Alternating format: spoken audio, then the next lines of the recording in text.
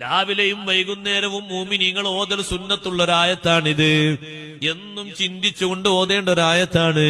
അഫഹസിബതും അന്നമാ ഖലഖനാകും അബതാ, നിങ്ങളെ വെറുതെ പടച്ചതാണെന്ന് നിങ്ങൾ വിചാരിക്കുന്നുണ്ടോ? ഭൂമിക്കൊരു കനം കിട്ടാൻ വേണ്ടിയാണോ പടച്ചത്? ഇവിടെ വ്യാപാരങ്ങൾ നടക്കാൻ വേണ്ടി മാത്രമാണോ പടച്ചത്?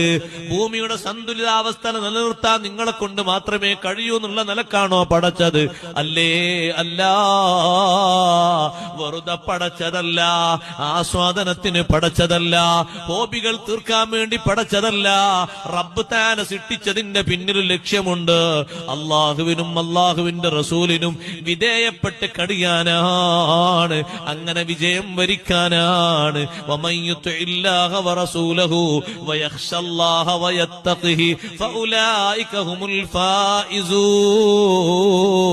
വിജയികളെ കൂട്ടത്തിൽ പെടണോ?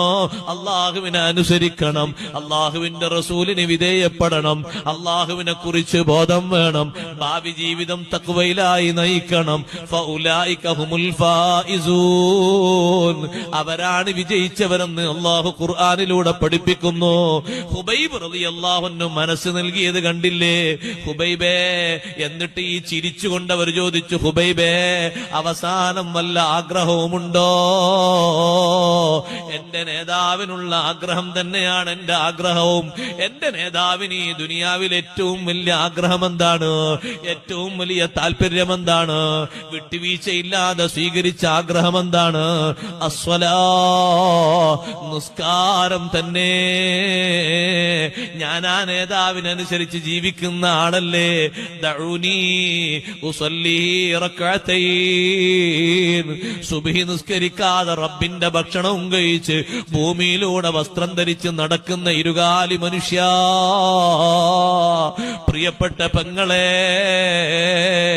രാവിലെ എഴുന്നേറ്റ് നാസ്തയും കഴിച്ച് കോളേജ് കുമാരിയെ പോലെ ഡ്രസ്സും ധരിച്ച് പുറത്തിറങ്ങുന്ന പെങ്ങളെ, ശരീരത്തിന്റെ ലാവണ്യം തന്നത്, ആരോഗ്യം തന്നത്, ഭക്ഷണം കഴിക്കാനുള്ള അവസരം തന്നത് റബ്ബ് തആലയാണെന്ന് മറന്നുപോയോ?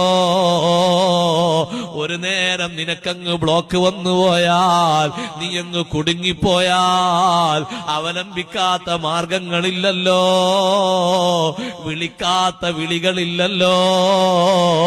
നേരത്തെ നീ ചെയ്ത തിന്മക്ക്, നിന്റെ ദുശാഠ്യത്തിന് അള്ളാഹു നിന്നെ ഒന്ന് ചെറിയ ടെസ്റ്റ് ഡോസ് തരുമ്പോഴേക്ക് നീ അങ്ങ് തളർന്നു പോയില്ലേ?